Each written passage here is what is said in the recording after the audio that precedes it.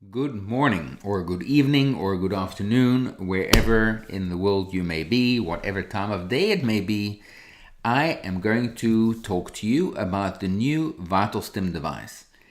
VitalStim has been around for a while. It is the use of electrotherapy for the treatment or in the treatment of dysphagia, swallowing problems. And about 10, 12 years ago, it was introduced with technology that was fairly basic.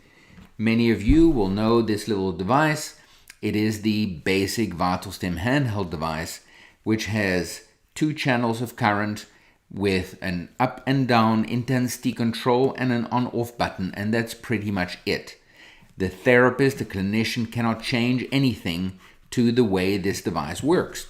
The reason for those limitations is because here in the United States, the FDA, which is the regulatory body for equipment manufacturers, they did not allow any more edits because they were concerned that there may be risk.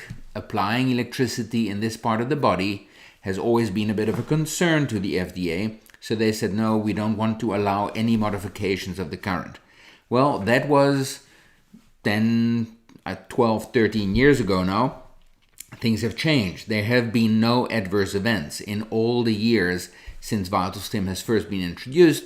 So now they are loosening the reins a little bit, so to speak. So the new version of VitalStim is this. It's called VitalStim Plus. It has various features that really represent a big improvement and a big enhancement of opportunities for the clinician. And I'm going to quickly introduce them to you and then follow that up with a number of videos over the next few days and weeks that will hopefully give you an idea of how to use it. So not only will this video introduce you to the unit if you haven't got it yet, but it will also orient you to the features if you have it, and you'll be able to get going and get the most out of these features. So let's get going. The device itself is a handheld device and obviously therefore uses batteries. These are either rechargeable batteries or throwaway batteries, so whatever you want to do, however you want to do that is fine. The basic features are a touchscreen interface. It's a colored touchscreen. If I turn the device on, you'll see the color screen appear, and it is fully touch responsive. First thing to note, this touchscreen is touch sensitive, as in pressure sensitive. It's not a capacitive screen like you might find on a cell phone, on a mobile phone. This is more pressure sensitive, so you can use it with your finger, with your nail, with a stylus, whatever you may wish. Okay, more about the interface in another video. The buttons on the device itself are very straightforward and very intuitive, very obvious. The stop button stops the treatment that is underway. The start pause button starts the treatment, starts the clock, starts the recording in EMG mode. The back button returns the user interface back one screen, so wherever you were, that's where it will go back to. And then the folder button gives the user the opportunity to access some support files. Some anatomy pictures, some images, some videos, whatever may be useful. The home button takes you back to the home screen where the interface starts, and then the on-off button does exactly that, turns the unit on or turns the unit off. And then these 4 rows of buttons at the bottom are the intensity controls for channels 1, 2, 3, and 4. This is the first big difference that people notice with the current handheld device. Whereas this current handheld device has only 2 channels, this device here has 4 channels. So you're now able to apply electrotherapy, maybe 2 channels, one on the other side of the face and 1 or 2 on the neck. That is all possible now with this device. You don't need 2 devices.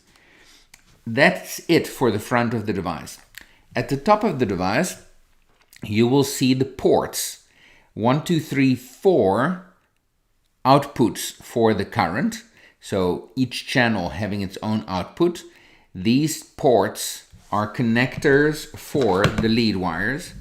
All the lead wires are color-coded so that it's a little bit easier for the user to identify which lead wire goes to where and how do you increase the intensity for the one or for the other.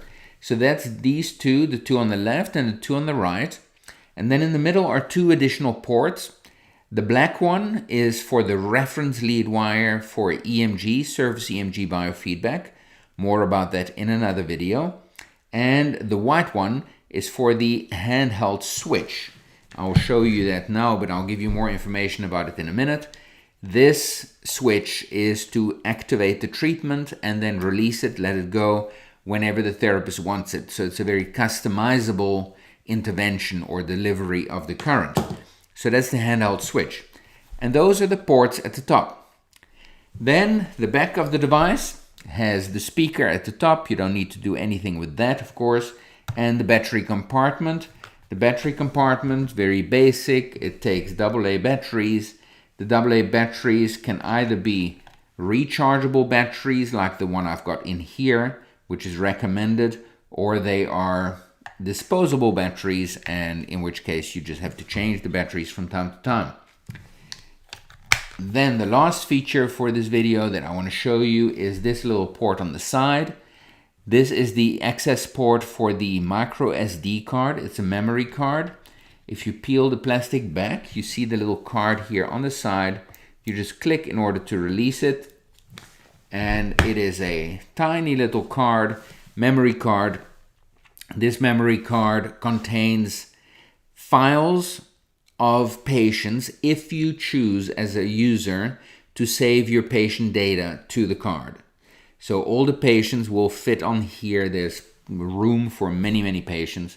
And every time you as a clinician turn on the device, you'll be able to draw up, to retrieve those data points of previous sessions of your patients.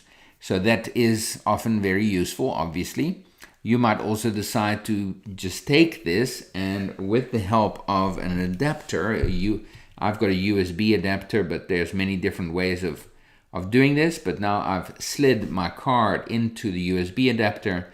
I stick this USB adapter into the PC, and now I can retrieve this data and put it in my electronic medical record wherever I happen to work. The other reason that this card is important, and I want you to kind of pay attention to this if you're going to own one of these pieces of equipment, is this is also the vehicle with which you can upgrade the software. If I copy on this card software upgrade files, and then stick it back in here in the device, like so, and then turn the device on, it will automatically upgrade its software to the latest version. Of course, all the software upgrades are included with the purchase. They'll be posted on the website and people can just get the latest version of the software on their device. And that is really it. So, front screen, touch screen, couple of very basic buttons, intensity controls, the access port for the memory card, and then finally the battery compartment over here. And that is it for this video. Look for the next ones where I will go more in depth into the various features, the individual operation, which patients this is most suitable for, etc.